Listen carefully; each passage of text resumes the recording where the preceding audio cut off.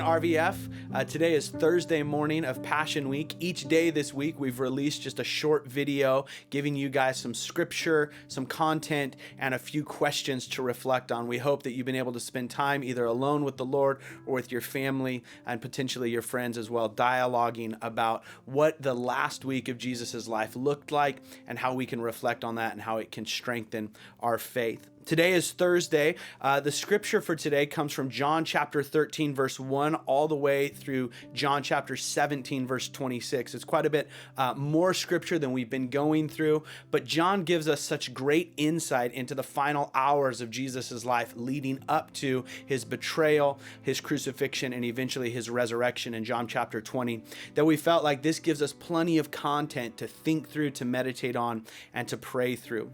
John gives great detail during these last hours.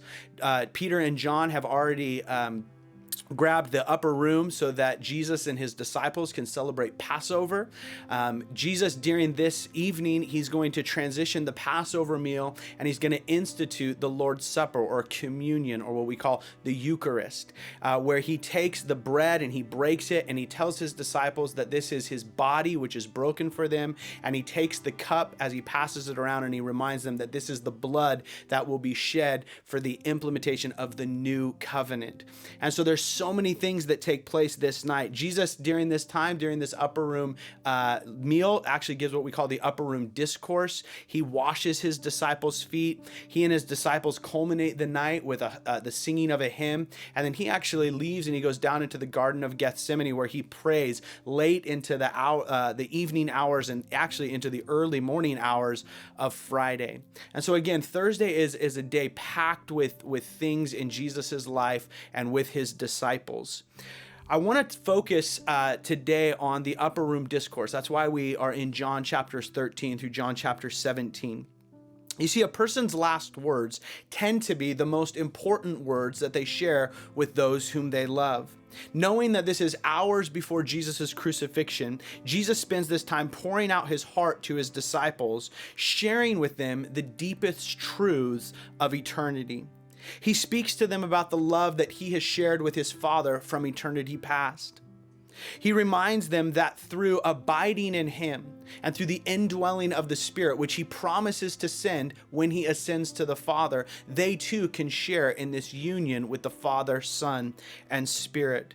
There's so much content to meditate on, but this week as I sat and I looked at this passage, there were two things that I'd like us to think about and pray through, particularly in light of the current circumstances that we face. The first one is the exhortation that Jesus gives in this teaching to take heart in the midst of tribulation, because he tells his disciples that he has overcome the world. You'll find this in John chapter 16, verse 33. He says, "I've said these things to you so that you would not lose heart." He tells his disciples that in this world, in this fallen, finite, broken world that is in rebellion and opposition to God, we will face trials, tribulations, difficulties. But Jesus says to take heart. Why? Because these tribulations don't matter? No. Why? Because they're not as bad as we think they are? Not at all. He tells them to take heart because he has overcome the world. Not only do I want you to look at Jesus' exhortation here, but I also want you to see Jesus' example in these chapters of selfless service in the face of personal tragedy and loss. You see, in John chapter 13, he begins with the washing of the disciples' feet. Again, historically and culturally, that would have been that place would have been for the lowest in the family. The lowest servant would have been the one who washed the feet of the masters and the visitors. And during this meal, right prior to it, Jesus gets up, he wraps a towel around his waist, he grabs a basin and he fills it with water, and he begins to wash the disciples' feet. Again, when you know the context of the whole week, and you know that Jesus knows he's hours from betrayal, he's hours from crucifixion. And for him to take time to not only exhort his disciples to take heart, but to set this example of selfless service, there's much that we can learn and meditate on this week. So the questions today that I'd have you ask and think through is this. Number one, again, Jesus guarantees us that in this world we'll have trouble. Many of us are facing that today. Life has changed for us, and we're facing a trial and a tribulation, so to speak. The question I have for you is, how do you normally respond to the difficulties and heartache of life? How do you normally respond to the difficulty and heartaches of life? Some of us get overwhelmed by them. Some of us act as if they're not happening. Some of us try to downplay them with language of faith, the language of faith, and it therefore sometimes undercuts the seriousness of the tragedy that we're experiencing. But how does Jesus' encouragement that he has overcome the world provide a different way forward for us in the midst of challenges? Again, we don't have to say the challenges don't exist.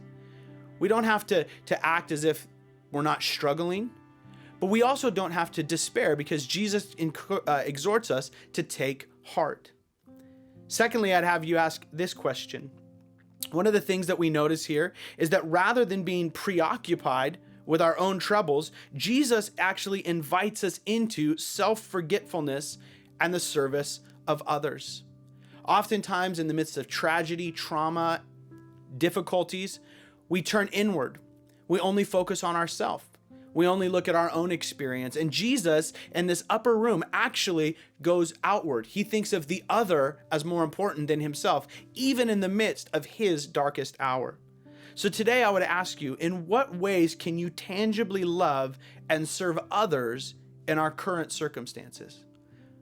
Not only the exhortation that Jesus gives us to take heart, but also the example that he sets us to serve others. So we hope these questions allow you to spend time with the Lord as you meditate on his word through the upper room discourse found in John chapter 13 through 17. We love you, RVF. God bless, and we'll see you guys tomorrow.